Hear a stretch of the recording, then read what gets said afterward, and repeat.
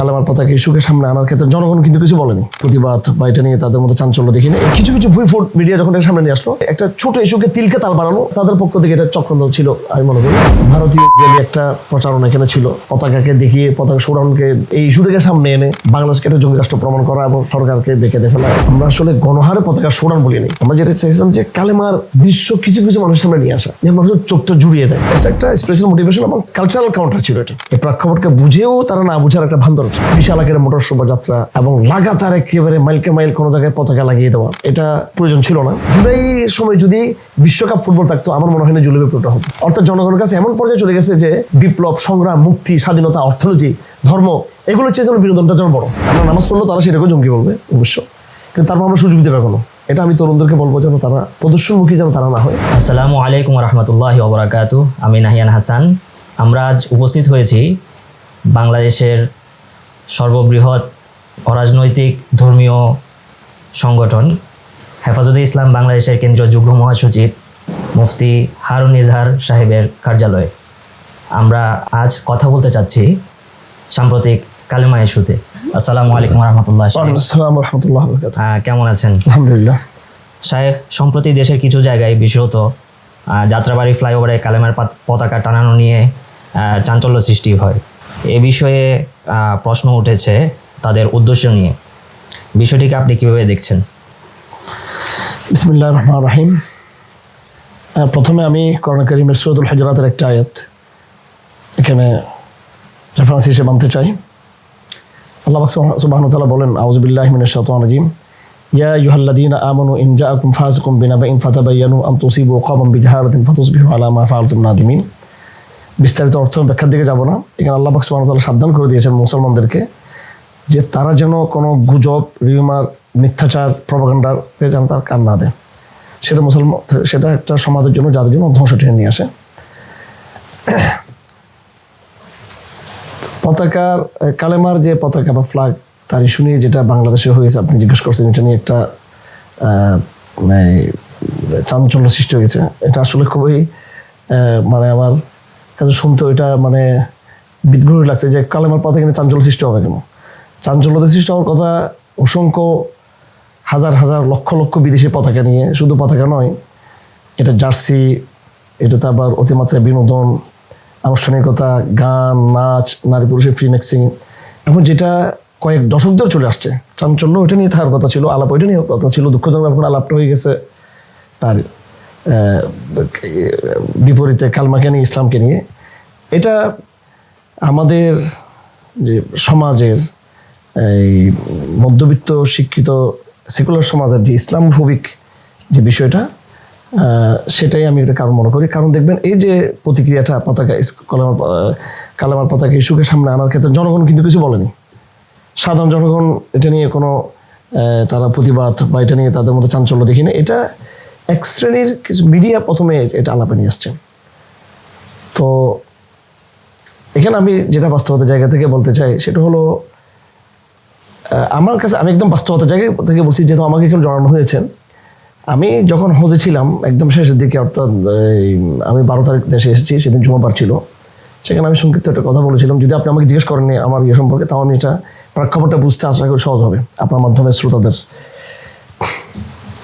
আমি জুমার দিন খুব অসুস্থ ছিলাম, যেহেতু হজ থেকে ফেরত এসেছি। তা আমি স্পিরিচুয়াল মোটিভেশনে যখন হজের মোনাজাত হচ্ছিল, হজের জন্য দোয়া হবে, সবাই বসা ছিল, তখন তরুণদের এই আধ্যাত্মিক কিছু নসিহা, স্পিরিচুয়াল মোটিভেশন, এর মধ্যে অনেক কথা আমরা বলেছি। তার মধ্যে উদাহরণ দিতে গিয়ে তরুণীদের খেলার যে উন্মাদনা, এটা নিয়ে কথা আসছে। সেখানে আমি মাত্র মিনিট দেড়েক এটা নিয়ে একটা আমি প্রতিক্রিয়া দিয়েছিলাম যে তারা যদি এইভাবে বিজাতীয় ভিনদেশি পতাকা উৎসব করতে পারে, তাহলে আমাদের উচিত সেখানে তার কাউন্টারে, কালচারাল সাংস্কৃতিক প্রতিকারে কালেমা পতাকা আপনারা উড়াবেন। স্বাভাবিক কালেমা পতাকা আমি তো বলি নাই যে এটা যত্রতত্র উড়াতে হবে, ব্যাপক হারে করতে হবে, কারণ কালেমা একটি আরবিতে লেখা এবং সেটা একটা ইবাদত, সেটা একটা জিকিরের অংশ। লা ইলাহা ইল্লাল্লাহ মুহাম্মাদুর রাসূলুল্লাহ জিকির। এটা গণহারে লাগালে এটার একটা অবনতি তৈরি হয়, বৃষ্টিতে ভিজবে, পানিতে পড়ে যাবে। এটা আমরা সীমিত আকারে বলছিলাম এটা ইয়ে করার জন্য। এটা একটা আমাদের একদম স্পিরিচুয়াল মোটিভেশন ছিল এবং এটা একটা স্পিরিচুয়াল মোটিভেশন এবং কালচারাল কাউন্টার ছিল এটা। আর এটা ডাকটা প্রথম আমি দিই নাই, এটা আমি হজে থাকতেই দেখলাম যে তরুণদের মধ্যে এটা আলাপ উঠতেছিল যে কালেমা দিয়ে বিজাতীয় সংস্কৃতির একটা প্রতিকার হয় কিনা। আমি এটার সাথে একাত্মতা পোষণ করেছি আমি এমন সীমিত পর্যায়ে, এবং সেই অবস্থানে আমি এখনো আছি এবং সেটা কালেমার সংস্কৃতি এটা আমাদের সিলেবাসে আসা উচিত আমি মনে করি, চর্চা হওয়া উচিত, কালেমার লোগো সব জায়গায় থাকা উচিত। পরবর্তী যে বিষয়গুলো হয়েছে খুব নিরপেক্ষ জায়গা থেকে, যেটা অত্যন্ত দুঃখজনকভাবে আপনার আগে আমরা বিবিসিকে বলেছি, এএফপিকে বলেছি, কিন্তু তারা ভিন্ন উদ্দেশ্যে তারা তাদের মিডিয়াকে তারা কভার করতে চায়, মিডিয়ার কালেমার বিষয়টাকে তারা এই প্রেক্ষাপটকে বুঝেও তারা না বুঝার একটা ভান ধরেছে। বিষয়টা কি দেখবেন, ঠিক ওই সময়টাতে বাংলাদেশে পৌত্তলিকতা, হিন্দুত্ববাদ, ভারতের ইস্যু, মন্দিরের ইস্যু, গায়বান্ধার মন্দির নির্মাণ ইস্যু, আবার মন্দির কার্যক্রম স্থগিত করার পরে হিন্দুদের রিয়াকশন, হিন্দু বলতে হিন্দু যারা উগ্রবাদী একটা শ্রেণী, বিজাতীয় বা বহির্দেশের সম্পৃক্ততায়, এবং সেখানে চৈতালি নামে একটা একজন মহিলার তার যে দেশদ্রোহী তার যে কিছু মন্তব্য, সবটা নিয়ে একটা রিয়াকশন ছিল। তো এগুলো ঘটনা আসলে অপ্রত্যাশিত একটা সাথে মিলে গিয়েছে, এখানে এগুলো যুগসূত্র আছে তা না, এগুলো অনাকাঙ্ক্ষিত অপ্রত্যাশিত হয়ে গেছে এরকম। আমার মনে হয় এই যে পলিটিক্যাল এই বিষয়গুলো, সাংস্কৃতিক বিষয়গুলো, রাজনৈতিক বিষয়গুলো, মন্দির, হিন্দুত্ববাদ, পৌত্তলিকতা এবং হিন্দু পুনর্জাগরণবাদীদের কিছু দেশদ্রোহী উক্তি, ইসকন ইস্যু টিস্যু ইত্যাদি নিয়ে একটা ইনোসেন্ট রিয়াকশন ছিল জনগণের মধ্যে, বিশেষ করে তৌহিদবাদী প্রজন্মের মধ্যে একটা ইনোসেন্ট নিরীহ একটা রিয়াকশন ছিল। তবে সেই রিয়াকশনের মাত্রাটা আমি বলতে চাইবো সেটা মাত্রা অতিরিক্ত ছিল কোনো ক্ষেত্রে, যে বিশাল আকারের মোটর শোভাযাত্রা এবং লাগাতার একেবারে মাইলকে মাইল কোনো জায়গায় পতাকা লাগিয়ে দেওয়া। তো এতটুকু এক্সপ্রেশন এটা প্রয়োজন ছিল না। তারপর এটা আমি এটার সূচনাতে আমাকে মনে হয়েছে এটা একটা ইনোসেন্ট রিয়াকশন ছিল। এখন কনসার্ন যেটা কোনো মিডিয়া তুলে ধরছে যে এখানে তালেবানদের লোগো ব্যবহার হচ্ছে বা জিহাদি সংগঠনগুলোর লোগো, এটা আংশিক আমি ধরে নিলাম হতে পারে কোনো অতি উৎসাহী তরুণদের ইসলামপন্থীদের সেটা থাকতে পারে, কেউ হয়তো হিজবুত তাহরীরের সমর্থক, কেউ এই তালেবানদের পতাকাকে পছন্দ করে,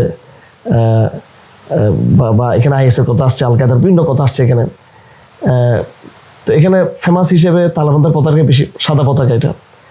তারপরে হিজবুত তাহরীরের কিছু ডিজাইন হয়তো সম্ভবত পতাকা আছে, এভাবে আরও অন্যান্য পতাকা, কালো পতাকা আছে অন্যান্য সংগঠনের। হয়তো ক্ষুদ্র পরিসরে কেউ ওই মানসিকতা করতে পারে, কিন্তু সামগ্রিক দৃষ্টিকোণে এখানে তো প্রশাসন আছে, মিডিয়া আছে, কথা বলুক তাদের সাথে, সবার সাথে কথা বলুক, যারা যে পতাকার হোল্ডার, যারা যে ফ্ল্যাগ তারা বহন করেছে, এটা তো লুকোচুরি না, এটা এমন না যে একদম কোনো গোপন আস্থানায় এগুলো হয়েছে তা না, এটা প্রকাশ্য হয়েছে, দেবালোকে হয়েছে, রাজপথে হয়েছে, স্কুল কলেজে হয়েছে, বিশ্ববিদ্যালয় হয়েছে, রাজপথে হয়েছে, মোড়ে মোড়ে হয়েছে। সেখানে তো কথা বলতে অবাধ সুযোগ আছে, সেখানে একটা তো বোঝা যায় যে এক্সপ্রেশনগুলো আসলে চরিত্রটা কি। তো একটা সীমিত পার্সেন্টেজের যে আশঙ্কা, এটাকে মূল আশঙ্কা পরিণত করা, একটা ইনোসেন্ট রিয়াকশনকে এটাকে ক্রিমিনালাইজ করে এখানে জিহাদি সংগঠনগুলো যোগসূত্র আবিষ্কার করা, এটা একটা ছিল মিডিয়ার উদ্দেশ্য প্রণোদিত, ওদের কনস্পাইরেসি ছিল এখানে। এবং আমার নজরে যেটা আসছে, চাঞ্চল্য মানে কিসের চাঞ্চল্য, চাঞ্চল্য আমার নজর যেটা আসছে, আমি তো রেফারেন্স দিয়ে বলছি, প্রথম এই পতাকা নিয়ে বাংলাদেশের কোনো মেইনস্ট্রিম মিডিয়া নিয়ে আলাপ তুলে নাই। স্বঘোষিত ইসরায়েলি এজেন্ট সালাউদ্দিন সাহেব চৌধুরী, সে একাধিক ম্যাগাজিন চালায় এবং ইংরেজিতে, যাতে সে বিদেশকে বিভ্রান্ত করতে পারে, এবং সে স্বঘোষিত ইসরায়েলি এজেন্ট বলে সে নিজেকে সে দাবি করে, এবং সে প্রচুর লেখে, জেরুজালেম পোস্ট, ইসরায়েলি পত্রিকাতে সে লেখালেখি করে। সে প্রথমে পতাকা নিয়ে আপত্তি তোলে এবং তারপরেই খুব স্বল্প সময় ব্যবধানে আরও দুটো ভুঁইফুট, আমি এদের খুব, আমি আসলে স্ট্রিম, বণিক বার্তা, না বণিক বার্তা না, ঢাকা স্ট্রিম, আর একটা বাংলা স্ট্রিম, এই জাতীয় নাম হবে সম্ভবত এরাই এটাকে নিয়ে আসছে, মেইন স্ট্রিম যেগুলো আসেনি। তো এখানে এই ভারতীয় ইসরায়েলি একটা প্রচারণা এখানে ছিল, প্রচারণা যেটাকে ক্রিমিনালাইজ করার, পতাকাকে দেখিয়ে পতাকা শোডাউনকে সামনে এনে, এই ইস্যুটাকে সামনে এনে বাংলাদেশকে একটা জঙ্গি রাষ্ট্র প্রমাণ করা এবং সরকারকে ডেকে ফেলা, এই জাতীয় একটা বিধি চক্রান্ত ছিল। তার সাথে আমার কাছে যেটা মনে হয়েছে, এই ইসলামপন্থীদের একটা অংশ যারা নিজেদেরকে খুব মডারেট মনে করে এবং একটা হীনমন্যতাতে ভুগে যে আমরা যদি আমরা ইসলাম বান্ধব বা কোনো এক সময় আমরা গুপ্ত বা প্রকাশ্যে যেটা হোক এখন ইসলামী দলে ছিলাম, এখন আমরা যদি ইসলামের কথা বলি, শরিয়ার কথা বলি, ইন্টারন্যাশনাল কনটেক্সটে আমরা যদি ইসলামের কথা বলি, বিপ্লবের কথা বলি, আমাদেরকে জঙ্গি বলবো, এই ধরনের হীনমন্যতা রাজনৈতিক ইসলাম পন্থার একটা মডারেট অংশের কিছু ব্লগার এবং কিছু যারা অ্যাক্টিভিস্ট অনলাইন কিছু জায়গায় তাদের মধ্যে এই হীনমন্যতা আছে এবং তারাও এটা নিয়ে কিছু প্রচারণা চালিয়েছে এগেনস্ট ফ্ল্যাগ অফ কালেমা। পরবর্তীতে এটার সাথে বাংলাদেশের মেইন স্ট্রিম মিডিয়াও তারা যুক্ত হয়েছে এবং আমরা দেখলাম পরে ইন্টারন্যাশনাল মিডিয়াও এটাকে কভার দেওয়ার চেষ্টা করেছে। তো আমার কাছে এটাই সংকৃত প্রেক্ষাপট। এটা একটা যদি বিশ্বকাপ ফুটবলের বিষয়টা সামনে আনা হয় তাহলে এটা ছিল কালমার বিষয়টা ছিল একটা কালচারাল কাউন্টার। এই কালচারাল কাউন্টার কি ঠিক না বেঠিক সেটা আলাপটা ভিন্ন, আপাতত মানসিকতাটা ছিল এখানে ইন্টেনশনালি, এটা ছিল একটা কালচারাল একটা তৎপরতা, এটা ইন্টেনশনালি অন্য কোনো বিষয় এখানে ছিল না এখানে। পরবর্তী সেটা আরও এক ধাপে গিয়ে কিছু ইনোসেন্ট রিয়াকশন হয়েছে, জিও পলিটিক্যাল কিছু বিষয়, মন্দির টন্দির, হিন্দুদের কিছু একটা শ্রেণীর উগ্রতা ইত্যাদি নিয়ে একটা ইনোসেন্ট রিয়াকশন হয়েছে। কালচারাল কাউন্টার থেকে এটা গিয়েছে ইনোসেন্ট রিয়াকশনে, ইনোসেন্ট রিয়াকশন থেকে সেটা অতি উৎসাহে গেছে ধাপে ধাপে। এই তিনটা ধাপে কিন্তু ইসলামপন্থীদের মধ্যে আমরা লক্ষ্য করছি। প্রথমে নিরহ একটা স্পিরিচুয়াল জায়গা ছিল, সেখানে একটা কালচারাল জায়গা ছিল যে বিজাতীয় পতাকা রেখেছে, কালো পতাকা লাগবে খুব ছোটো জায়গায়। তারপর সেটা আবার আরও কিছু ইস্যু একত্রিত হয়ে সেটা আবার আর একটু রিয়াকশনে গিয়েছেন, সেটা আরও বাড়িয়ে সেটা অতি উৎসাহের জায়গায় গেছে। এটা ছিল ইসলামপন্থীদের এই জায়গাটা এবং অতি উৎসাহের জায়গাটা আমরা তো সমর্থন করিনি। আমার পূর্ববর্তী ভিডিওতে বক্তব্য এটা আছে, এটা যে কালামানি ফ্যান্টাসি করা যাবে না। এগুলোর সাথে যুক্ত হয়েছে এই ইহুদি এবং ভারতীয় কিছু প্রচারণা এবং মডার্ন ইসলামপন্থীদের একাংশের অনলাইন কিন্তু ছোট্ট একাংশের তাদের ইনফাইটি কমপ্লেক্স, তাদের হীনমন্যতা, তারপর গিয়ে এটা বৃহত্তর আকারে সেটা জাতীয় আন্তর্জাতিকভাবে সেটা আরও বড় কনস্পাইরেসির বিষয়টা এখানে গিয়েছেন, ওই পর্যায়ে পড়ছে। আমি সংক্ষেপে আমার কাছে বিষয়টা এতটুকু মনে হয়েছে। আমরা চলে যাচ্ছি দ্বিতীয় প্রশ্নে। দ্বিতীয় প্রশ্নের আংশিক শায়েখ আপনার আলোচনায় চলে এসেছে। আমাদের দ্বিতীয় প্রশ্ন ছিল, এটি দেশের স্থিতিশীলতা নষ্টের চক্রান্তের অংশ কিনা, এ নিয়েও প্রশ্ন উঠেছে, যার আংশিক আপনার আলোচনায় চলে এসেছে। পরবর্তী অংশ হলো, সচেতন নাগরিক হিসেবে এক্ষেত্রে মুসলিমদের করণীয় কী বলে মনে করেন? এটা আপনি প্রশ্ন করেছেন, এটা দেশে স্থিতিশীলতা নষ্ট করার কোনো চক্রান্ত ছিল কিনা। অফকোর্স আমি তো বলবো যে এটা হতে পারে যে কালামার ইস্যুটাকে বড় করে, যে ইস্যুটাকে জনগণ বড় মনে করেনি, জনগণ করে রিয়াকশন করেনি এবং প্রথমে মেইন স্ট্রিম মিডিয়া এটা নিয়ে কোনো কথা বলেনি। এটা হঠাৎ করে কিছু ভুইফোট মিডিয়া যখন এটা সামনে নিয়ে আসলো, তো এটাকে একটা ছোট ইস্যুকে তিলকে তাল বানানো, এটা একটা স্থিতিশীলতা একটা প্ল্যান হতে পারে। এটাকে ইস্যুটাকে বড় করে বিদেশিদের কাজ বদনাম করে যারা করেছে, যারা এটা অপপ্রচার চালিয়েছে, যারা কালমার নিয়ে যারা বিশেষ প্রভাকাণ্ডা করেছে, তারা তাদের পক্ষ থেকে এটা চক্রান্ত ছিল আমি মনে করি। আর এমনও হতে পারে, যেটা আমি আমার আগের আলোচনায় আমার সাথে আমি যুক্ত করতে চাই, যে এটাকে একটি ইস্যু হিসেবে আনার জন্য পরবর্তীতে কালামার এই শোডাউনগুলোতেও কোনো অনুপ্রবেশ ঘটতে পারে, সেটা আওয়ামী লীগেরও হতে পারে এই সীমিত পর্যায়ে, এবং বিদেশি কোনো স্বার্থ এখানে যুক্ত থাকতে পারে। এটাও এই সম্ভাবনা আমরা উড়িয়ে দিচ্ছি না, আমরা সবগুলো সম্ভাবনাকে দেখেই কথা বলছি। আমি এখানে একতরফা সম্ভাবনা বলছি না, আমি বলছি না যে একবার 100% ইনোসেন্ট। এই ইনোসেন্ট রিয়াকশনের সাথে কিছু কনস্পাইরেসি যুক্ত হয়েছে এবং সেই কনস্পাইরেসি দুই দিক থেকে, যারা দেশের অকল্যাণ চায়, ষড়যন্ত্র করতে চায়, তারা এটাকে হয়তো হাওয়া দিতে চেয়েছিল আংশিক পর্যায়ে, অথবা একটা হীনমানা গোষ্ঠী যারা হয়তো দেশপ্রেমী নিজেকে দাবি করে কিন্তু তারা এই কালামা ইস্যুটাকে বড় করে এটাকে বিদেশি জুজুর ভয় তুলে তারাও এটা নিয়ে একটু বাড়াবাড়ি করেছে। এখানে নানান ধরনের এখানে কারণগুলো এখানে ছিল। তো স্থিতিশীলতা বিনষ্টের যেই সম্ভাবনা এবং তার যেই সম্ভাব্য কারণগুলো, এর মধ্যে সকল পক্ষই যুক্ত থাকতে পারে। এখানে এক পক্ষই যে এখানে করেছে যে তালেবান হয়ে গেছে, আইএস হয়ে গেছে, বিষয়টা শুধু সেরকম না। এখানে শাইখের কাছে আমার তৃতীয় প্রশ্ন, অ্যাক্টিভিজমের ক্ষেত্রে ইসলাম কোনটিকে উৎসাহিত করে, দাওয়া নাকি অস্থিরতা? আমরা অনেক সময় দেখতে পাই আমাদের তরুণ অ্যাক্টিভিস্ট, কিশোর বয়সী যারা অ্যাক্টিভিস্ট আছে, ইসলামকে তারা ধারণ করে, তারা অনেক সময় অস্থিরতা তাদের মাঝে দেখা যায়। ইসলাম কোনটিকে সমর্থন করে, দাওয়া, স্থির দাওয়া নাকি অস্থিরতা? না, এটা তো আপনার প্রশ্নের মধ্যে স্বাভাবিক। ইসলামে তো অস্থিরতার কোনো জায়গা নেই। ইসলামে জাস্ট তাকামতের জায়গা, আমার মনের প্রশান্তি, স্পষ্ট দাওয়া। অ্যাক্টিভিজম যেটা, সেটা একটা দাওয়ার অংশ। এখানে যারা অনলাইনে যারা অ্যাক্টিভিজম যারা করে থাকে, আমরা তাদের মধ্যে অস্থিরতা এই জন্য দেখি যে তাদের যে দাওয়া যেটা, সেটা হচ্ছে অনলাইন কেন্দ্রিক অ্যাক্টিভিজম তাদের। এই জন্য এটা অফলাইন কেন্দ্রিক দাওয়া এবং সোহবতের মধ্যে আসতে হবে। এখন আমাদের তরুণদের মধ্যে যে অস্থিরতা আমরা দেখতে পাচ্ছি, এই অতি উৎসাহ, একটু বাবরি চুল বড় করা, একটু পতাকা নিয়ে অতিমাত্রা ফ্যান্টাসি করা, বা প্রতিটা ইস্যুতেই কথা বলা, প্রতিটা ইস্যুতেই একটা রিয়াকশন করা, অল্পতেই উত্তেজিত হয়ে যাওয়া, এই যে অস্থিরতার বিষয়গুলো, এবং এবং সংগঠিত হওয়ার চেয়ে বেশি কথা বেশি বলা, উপদেশ বেশি দেওয়া, নীতিবাক্য, তাত্ত্বিক আলাপ করা ফেসবুকে, সবাই নিজে বুদ্ধিজীবী হয়ে যাওয়ার প্রত্যেকেই, এই প্রবণতাটা আসছে ইসলামের যে রিয়েলিটি, যে ফ্যাক্ট, যে গ্রাউন্ড রিয়েলিটি, বাস্তবিক দাওয়া অফলাইনে, এটা না থাকার কারণে আমরা আলহামদুলিল্লাহ আমরা অনলাইনে চেয়ে অফলাইনে যে গ্রাউন্ড রিয়েলিটি, বাস্তবিক দাওয়া, এটা অস্থিরতা মুক্ত। অনলাইন অলওয়েজ একটা অস্থির, আপনি যখন অনলাইনে যখন ঢুকবেন, নানান ইস্যু আসবে, আপনাকে একটা রিয়াকশন করতে মনে চাইবে, সেখানে আপনি অস্থির হবেন, টেনশন করবেন। এগুলো ইসলাম সমর্থন করো না। আমি বাংলাদেশের তরুণদেরকে আহ্বান করব, অনলাইন কেন্দ্রিক ইসলামের নামে অস্থিরতা বাদ দিয়ে ওনারা যেন দাওয়ামুখী হন, সোহবতমুখী হন, এবং মৌলিক দাওয়াটাকে ধারণ করে, সোহবত কেন্দ্রিক মৌলিক দাওয়াটাকে ধারণ করে তারা যেন আংশিক অ্যাক্টিভিজম তারা যেন অনলাইনে করেন। তখন আশা করি তখন অস্থিরতা তখন থাকবে না, তখন ইনশাআল্লাহ।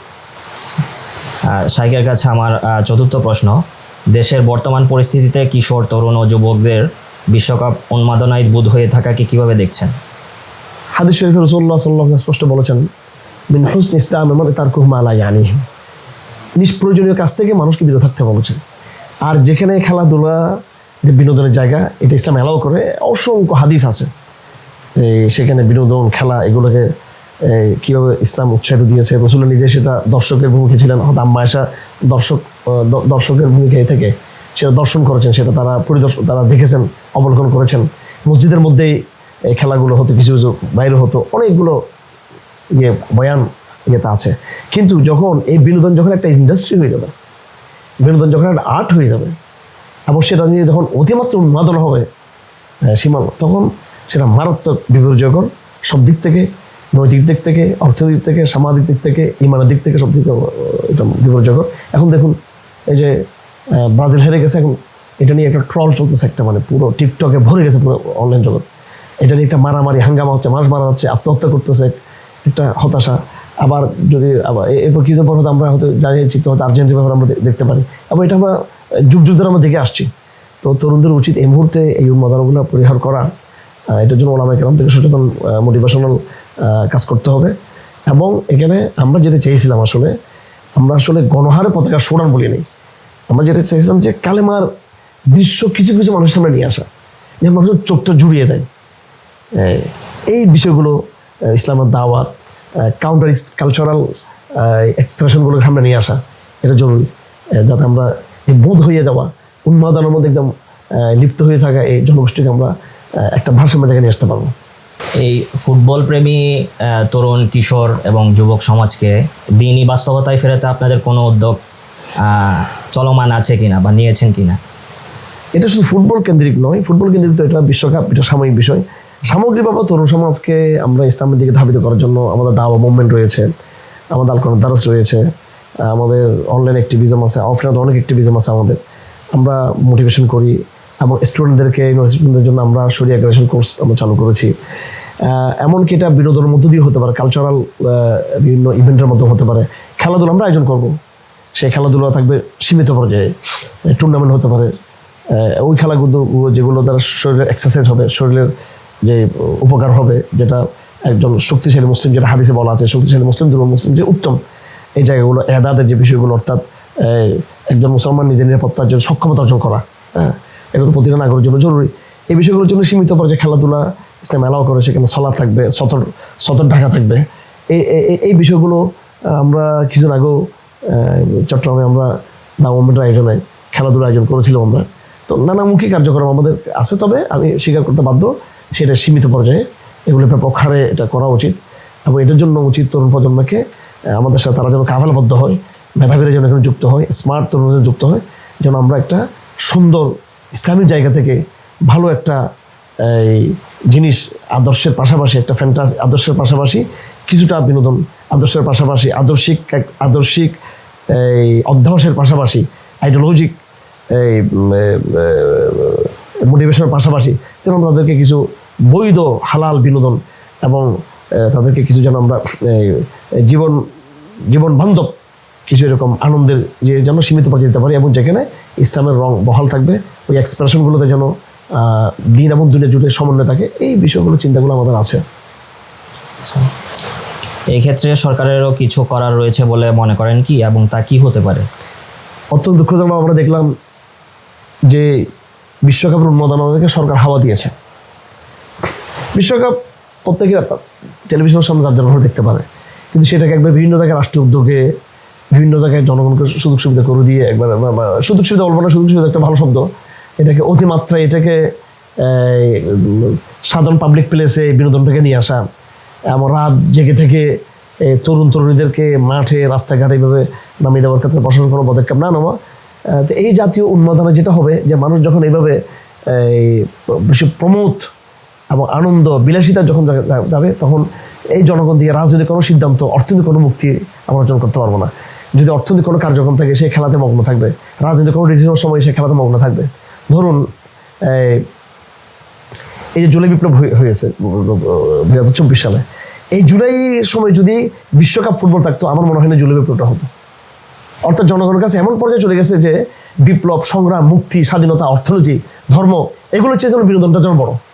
তো এটা তো আত্মঘাতী, এটা আমি ইসলামী দৃষ্টিকোণ থেকে শুধু বলছি না, এটা সামগ্রিক দৃষ্টিকোণ থেকে, জাতীয় দৃষ্টিকোণ থেকে বলছি এটা, যে বিনোদনকে যদি সামনে আনা হয় তাহলে বিনোদন ভার্সেস ইকোনমি, বিনোদন ভার্সেস বিনোদন বনাম রাজনীতি, বিনোদন বনাম ধর্ম, জনগণের কাছে বিনোদনটাই সবসময় এটা উপরে থাকতেছে। এবং এটা সরকার যে হাওয়া দিচ্ছে এটাকে নীরবভাবে বা অদৃশ্যভাবে বা ইনডাইরেক্টলি, এটা কাম্য না। সরকার উচিত এখানে মোটিভেশন করা। সরকার তো মুরব্বী, সরকার তো একটা রাষ্ট্রের একটা সে নায়ক, তাকে একটা ডিসিশন তাকে দিতে হবে, তাকে মোটিভেশন করতে হবে, তাকে মানুষকে বোঝাতে হবে।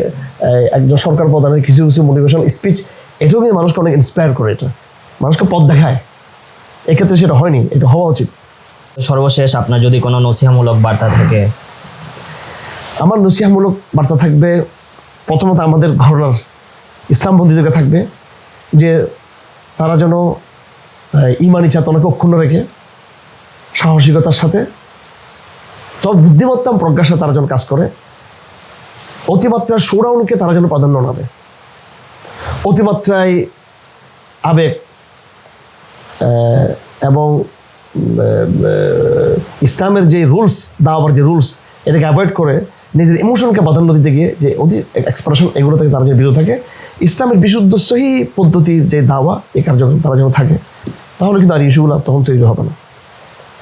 এই কাউন্টার যে ইসলামকে জঙ্গি হিসেবে আখ্যা দেওয়ার যে বিষয়গুলো, যদিও আমাদের তাদের কাছে কফিয়ত নেই, আমরা নামাজ পড়লেও তারা সেটাকেও জঙ্গি বলবে অবশ্য, কিন্তু তারপর আমরা সুযোগ দেবে কোনো। এটা আমি তরুণদেরকে বলবো যেন তারা তাদের প্রদর্শনীর ক্ষেত্রে প্রদর্শনমুখী যেন তারা না হয়, তারা দাওয়ামুখী যেন তারা থাকে, দাওয়ামুখী থাকে, আকীদামুখী এবং ঈমানমুখী যেন থাকে। আর সরকারকে বলবো, এই সরকার পৃথিবীর অন্যতম একটি মুসলিম সংখ্যাগরিষ্ঠ রাষ্ট্রের সরকার, সুতরাং এটা সমাজ বাস্তবতার দাবি অনুযায়ী এই সরকারের কিছু লাইবিলিটি এখানে আছে, তার রেসপন্সিবিলিটি আছে এখানে, তার অ্যাকাউন্টেবিলিটি আছে এখানে, তার দায়ভার, তার দায়বদ্ধতা, তার জব দিতে সব কিছু আছে। যেহেতু এটা মুসলিম জনগণের সরকার, ইসলাম এখানকার সেন্টিমেন্ট, ইসলাম এখানকার কনসেপ্ট সাধারণ, এটাকে লালন পালন করা, এটাকে ধারণ করা, এটাকে পৃষ্ঠপোষকতা দেওয়া, এটা সরকার দায়িত্ব। এটা ব্যালেন্স করতে হবে, ভারসাম্য। শুধু আমি একদম বস্তুবাদী প্রকল্প নিয়ে কথা বললাম, সেটা একটা বাংলাদেশের মতো একটা মুসলিম রাষ্ট্র যেন এটা মানায় না। এবং মানব জাতির মধ্যে যদি আমরা নেতৃত্বে জায়গা নিতে চাই, তাহলে অবশ্যই সরকারগুলোকে এই আধ্যাত্মিকতা এবং আধুনিকতার মধ্যে একটা সমন্বয় ঘটাতে হবে। এটা থাকবে সরকারের প্রতি আমার নসিহত থাকবে, আর সাধারণ জনগণের প্রতি আমার ইয়ে থাকবে, বিশেষ করে তরুণদের প্রতি, আধুনিক তরুণদের প্রতি, তারা যেন সকলেই যেন বিশুদ্ধবাদী আলেম, যারা মুত্তাকি, যারা খুদা ভীরু, যারা প্রজ্ঞা রাখে, যারা জ্ঞানী, যারা শিক্ষিত, এরকম ইমানদার তরুণ লিডারশিপদের সাথে যেন তারা কাফালাবদ্ধ হয়, এটা তাদের প্রতি আহ্বান থাকবে। এইভাবে পারস্পরিক সমন্বয়ের মাধ্যমে ইনশাল্লাহ আশা করি এই জাতির জন্য ভালো একটা ভবিষ্যৎ আমরা আশা করতে পারি। শেখকে অনেক অনেক ধন্যবাদ। আজকের মতো আমাদের আলোচনা পর্ব এখানে শেষ করছি। সবাইকে ধন্যবাদ।